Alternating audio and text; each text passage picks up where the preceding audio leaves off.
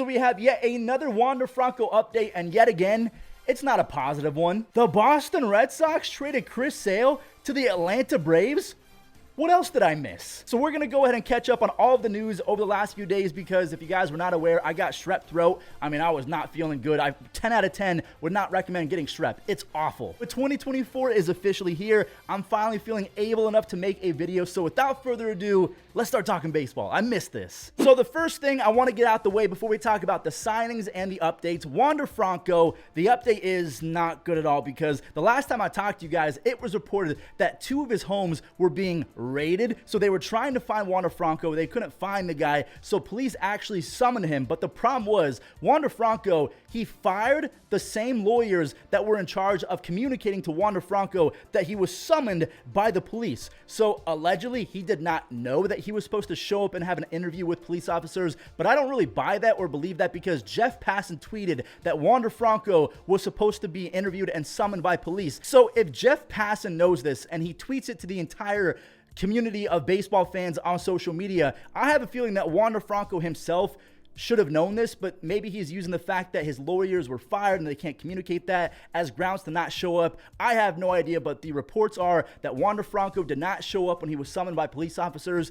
That's not a great update. Now, before we get into the Chris Sale trade and a few other signings, I do quickly want to tip my cap to Andrelton Simmons because he's retiring. If you're brand new to the game of baseball or you simply need a refresher on how good Simmons was defensively, offensively, I mean, he had an 87 OPS plus, so he wasn't very good offensively, although he was pretty good at not striking out, so that was a big-time strength of his. He got on base fairly often. But Andrelton Simmons rose to fame because he is easily one of the best shortstops in the history of baseball, and I'm going to go as far to say Andrelton Simmons is a top 10 defender in general in baseball history, and you can make the argument that he's a top 5 defender in general that we've ever seen. I mean, back in 2017, probably his best year in professional baseball, he had 41, let me repeat that, 41 defensive run saves with 38 doubles and a .331 on base percentage.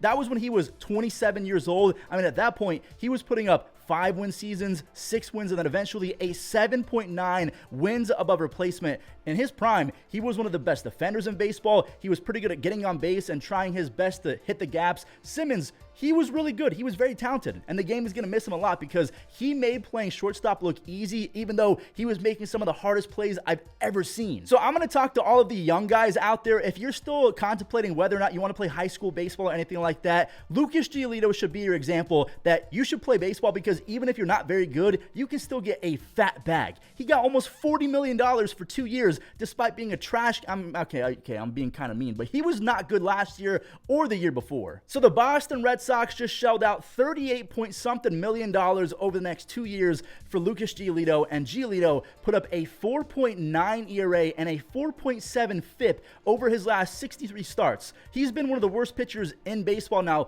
the thing about Lucas Giolito is he was once upon a time the worst pitcher in baseball back in 2018, and then he backed that up by actually becoming pretty good. He was 6th and 7th in Cy Young in 2019 and 2020. He was 11th in 2021, so that was a 3-year stretch where he was one of the better and more consistent pitchers in the American League. And then in 2022 and 2023, the dude absolutely fell off despite actually still being pretty nasty in terms of the strikeout stuff. But if he wasn't striking guys out, he was allowing free bases because he was walking guys, and then he was immediately allowing a home run. I mean, ask me, a Guardians fan. He had a 7 ERA in 6 starts with the Guardians, but then he surprised us with one amazing gem, 7 shutout innings with 12 strikeouts against the Rangers, who won the World Series. So I guess he's still pretty nasty, but I don't know, $40 million for a guy that almost has a 5 ERA over his last 65 starts. I mean, that's a lot of money. So Lucas Giolito and Jack Flaherty, they're basically being paid for their name and what they've done in the past as opposed to what they've done recently. The same can be said for Frankie Montas. We know that this was one of the worst trades ever made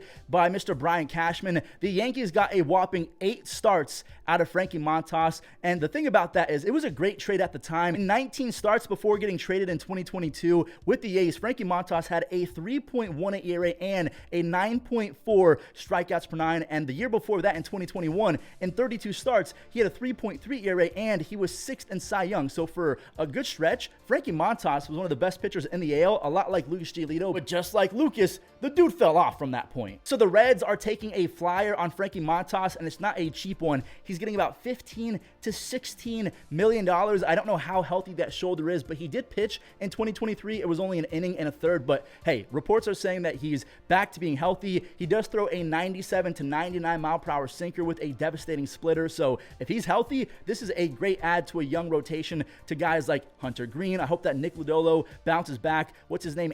Ashcraft. I really like his stuff as well. Who's that other guy? The lefty. Abbott, something like that. The Reds are building a young staff, so it's nice to throw in a veteran like Frankie Montas. I like this signing. You know what signing I do not like? The Angels picked up Zach Plesac. Now, this is a minor league deal. I just want to tell you guys how much Zach Plesac bamboozled us. So back in 2020, in that shortened season, you guys know why it was shortened, in 8 starts, he was amazing. He had a 2.2 ERA and a 3.39.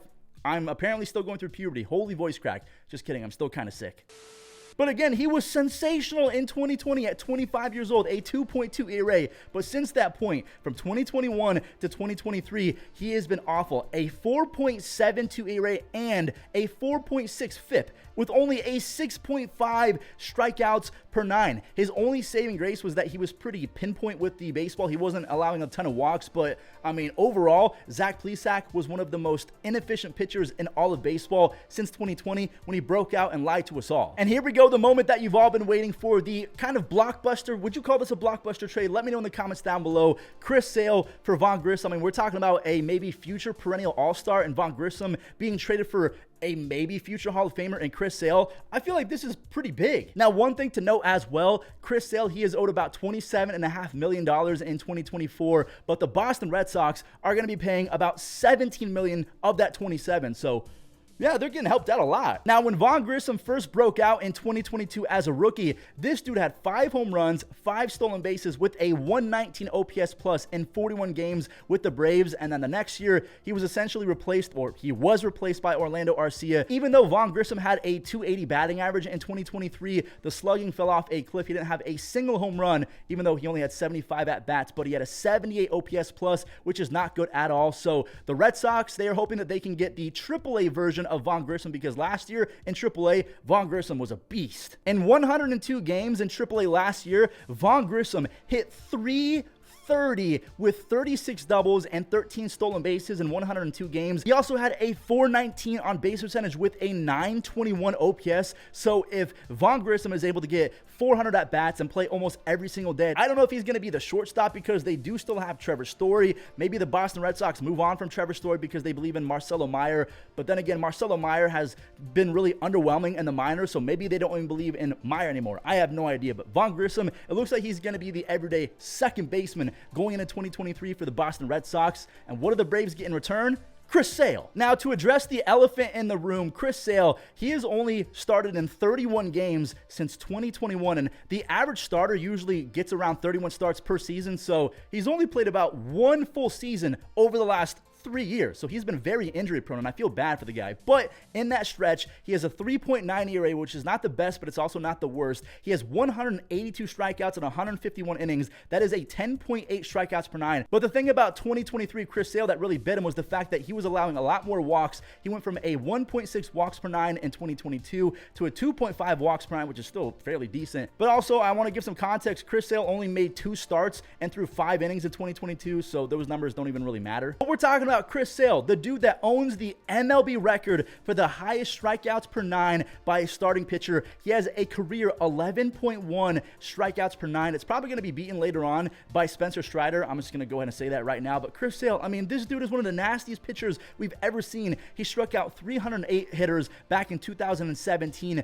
This guy, he is a 7-time All-Star. He won the World Series back in 2018 when he struck out Manny Machado. I still believe in Chris Sale's stuff, and the fact that he's going to be on the Atlanta Braves, so you now have a rotation of Spencer Strider, Max Fried, Charlie Morton, Chris Sale. There's probably some other guys that I'm missing. I don't know if Ian Anderson's going to make a comeback or anything like that, but Chris Sale's legit still, in my opinion. He's 6'6", throws 99. He made Bryce Harper look silly, and Bryce Harper's return from that Tommy John injury, he's still disgusting. So at least they have him as a 3 or 4 starter. Maybe him not having the pressure of being an ace and maybe throwing every 6 days might actually help him stay healthy or something like that. Maybe the Braves will be the victors, or do you think that Vaughn Grissom is going to break out even more and become an all-star? You guys have to let me know. And then some very small updates. The White Sox picked up 2 different guys. Chris Flexen, who was awful last year, he had a 6.8 ERA, but in 2021 and 2022, he was pretty decent. He had a 3.6 ERA in 2021, a 3.7 ERA in 2022, and then just like Lucas Giolito and Frankie Montas, he fell off, but hey, he's going to eat innings, and the White Sox need that. And then also they picked up Tim Hill, talking about the White Sox,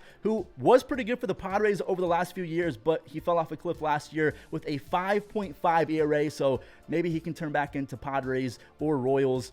Tim Hill, I don't know. So that does it for the first recap of 2024. You guys can see my Grady Sizemore jersey back there. It is our Grady year, our Ken Griffey Jr. year. Make the most out of this one. And also, this is a reminder, if you're sitting and scrolling, do me a favor, go make your bed, go drink a glass of water, do something productive. Try and make 2024 the best year of your life. I'm going to try and do the same. But thank you guys for watching, and I'll catch you in the next one.